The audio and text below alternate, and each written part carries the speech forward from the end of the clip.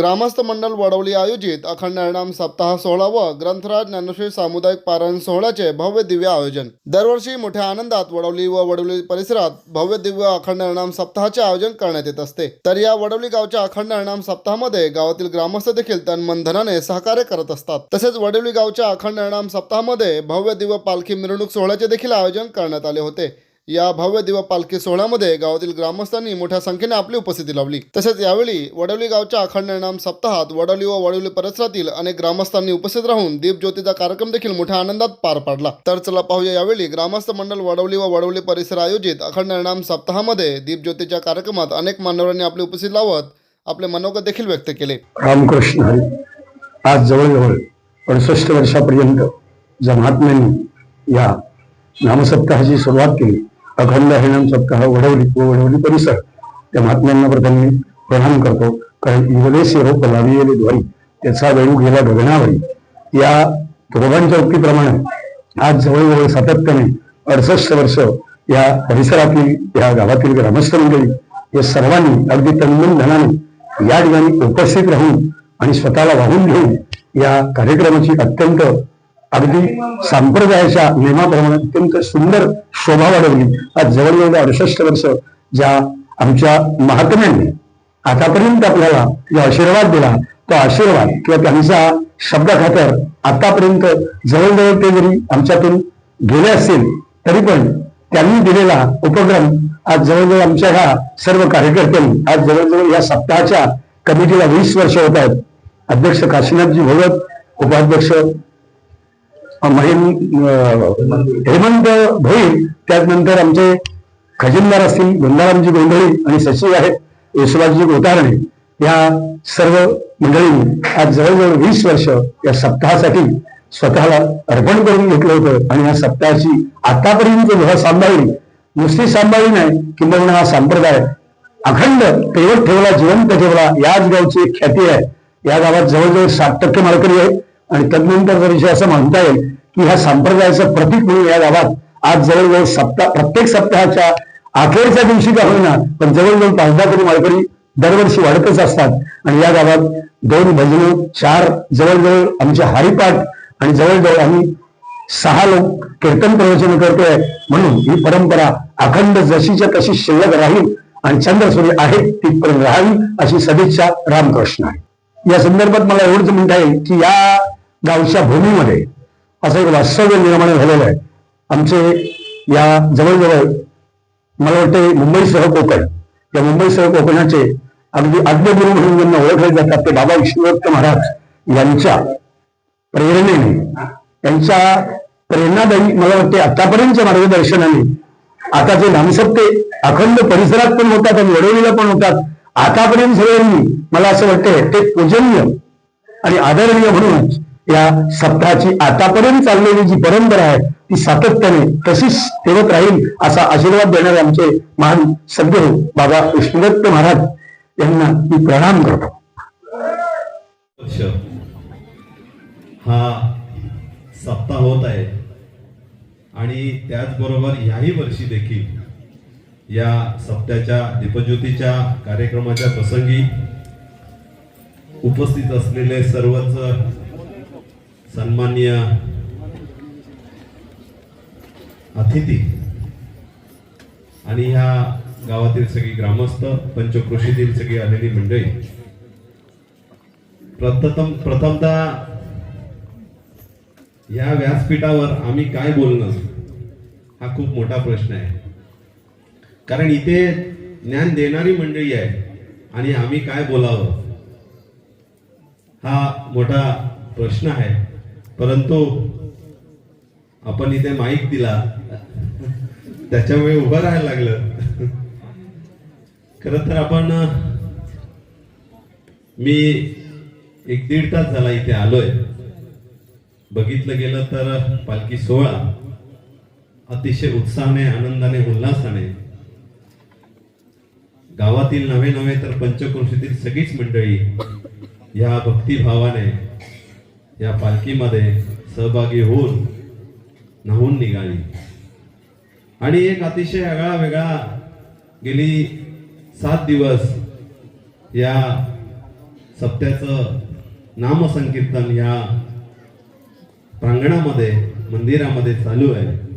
खरं तर जिथे नामसंकीर्तन चालू असतं त्या भागामध्ये, त्या भूमीमध्ये एक आगळं वेगळं विशिष्ट असं नवं चैतन्य निर्माण झालेलं असतं. हे सगळ्यांनाच आपल्याला कल्पना आहे. प्रत्येकाच्या घरामध्ये एक आगळं वेगळं नवं चैतन्य निर्माण झालेलं असतं. खरं तर नामामध्येच तेवढी ताकद आहे. आणि आपल्याला सगळ्यांना जर तारून न्यायचं असेल तर आपल्याला देखील या नामसंकीर्तनाचेच जोड हवी आणि ती आपण अखंडित चालू ठेवली पाहिजे. खरं तर आपण जीवनामध्ये जगत असताना आपण देवाला शरण गेलो पाहिजे आणि तरच आपण वाचू शकतो. आजच्या ह्या दीपज्योतीच्या दिवशी मी भगवंताच्या चरणी एवढीच विनंती करेन की आपल्या सगळ्यांच्या जीवनामध्ये एक नवीन अंधकार नष्ट होऊन दीपज्योतीच्या माध्यमातून आपल्या मनामध्ये, अंतःकरणामध्ये दीपज्योत प्रज्वलित व्हावी, हीच भगवंताच्या चरणी मी नतमस्तक होऊन विनंती करतो. आणि ह्या अखंडित गेली 68 वर्ष हा सप्ताह चालू आहे आणि हा पुढे देखील असाच आपल्या सगळ्यांच्या सहकार्याने चालू राहील, चालू राहावा ही देखील सदिच्छा व्यक्त करतो. धन्यवाद. जय कृष्ण. अखंड हरिनाम सप्ताह वडवली व परिसर. आज मी सतत इथं 5 वर्ष पूर्ण फुलाची माझ्या सहकार्य असायची, पण आज योग आलाय. खरं म्हटलं आज भाग्याचा दिवस आहे आणि हे सर्व माझं भाग्य या वडवली गावातली परिसर सज्जन मंडळी यांच्याकडनं घडून आलेलं आहे. मी या मंडळींना एवढी शुभेच्छा देतोय की वेळेचा रोप लाविला दारी त्याचा वेलो गगनावरी. 68 वर्ष अखंड हरिनाम सप्ताह या गावात या परिसर मंडळांनी चालू राहिले. मी यांना असेच माझ्याकडनं जी काय आर्थिक मदत किंवा जे काय पाठबळ मिळत असेल ते मी यथाशक्तीने याच्याही पुढे करीत राहील आणि अखंड हरिनाम सप्ताह हा 100 वर्ष पूर्ण होवो ही सदिच्छा व्यक्त करून मी माझे 2 शब्द संपवतो. जय हिंद. आताच बघितलं आपण की नवीन 2 माळकरी संप्रदायामध्ये संपन्न केले त्यांचे.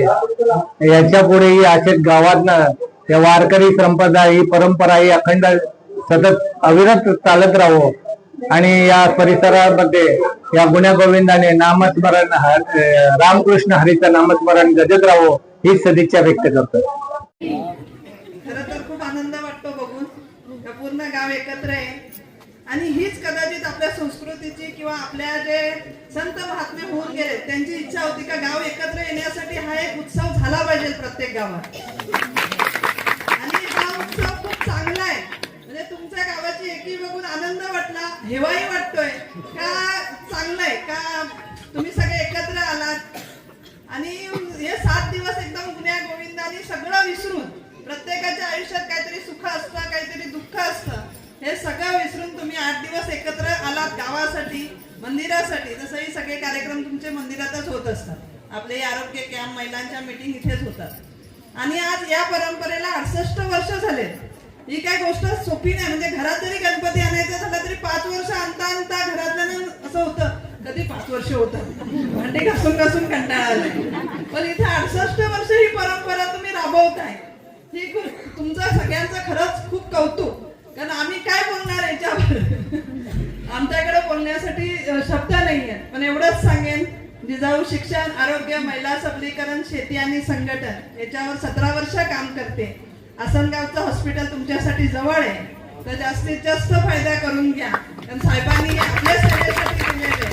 कारण तुमच्या सगळ्यांच्या देव साहेब बघत असतात, तर तुम्ही जी सेवा घेतात तीच आमच्यापर्यंत आशीर्वाद रूपाने पोहोचत असते. एवढंच या प्रसंगी सांगेन आणि मी थांबते. जय जिजाऊ. या वारकरी संतांच्या मासामाजी मास, मार्गशीर्ष मास, भगवान परमात्मा विभूती योग वर्णन करत असताना अर्जुनाला सांगतात की या भारत देशामध्ये जे संत मंडळी अवतीर्ण झाली, भगवान परमात्म्याने सर्व प्रकारचे अवतार या भारतामध्ये घेतले आणि हा अखंड हरिनाम सप्ताह आपल्या वडवली गावचं खर्च वैभव वाटते की वडवली गावचंच नसून या पंचक्रोशीचं की असा या मार्गशीर्ष महिन्यामध्ये म्हणजे भगवान परमात्मा स्वरूप असणारा असा महिना, कृष्ण परमात्मा स्वरूप असणाऱ्या महिन्यामध्ये आणि त्रयोदशीचा विशेषपणे काला होतोय. जसं भगवान ज्ञानोबांनी समाधी घेत असताना पांडुरंग परमात्म्याला सांगितलं की देवा मी समाधी घेईल पण महावस्तव त्रयोदशी केला तर या ज्ञानदेवासी. आणि अतिशय असा हा पर्व काळ आपल्या या संत महात्म्यांच्या कृपाशीर्वादाने या वडवली गावाने हे 68वं वर्ष संपन्न होत आहे.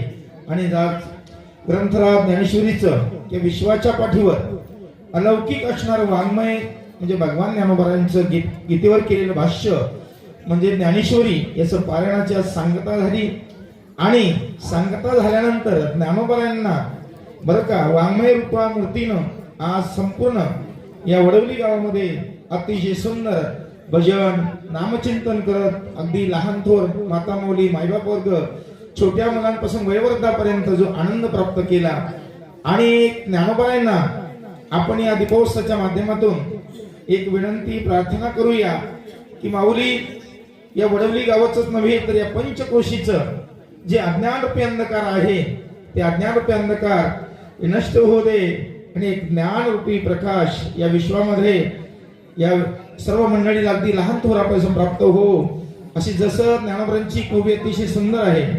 सूर्य अधिष्ठिरी प्राची जगा सावले दे त्याची तैशी श्रोतया ज्ञानाची दिवाळी करी. सगळ्या श्रोते वर्गाला ही ज्ञानाची दिवाळी प्राप्त हो ही माऊली चरणी प्रार्थना करतोय. सर्वत्र सुखिनः सन्तु सर्वे सन्तु निरामया सर्वे भद्राणि पश्यन्तु मा कश्चित् दुःखमया. ओम शांती.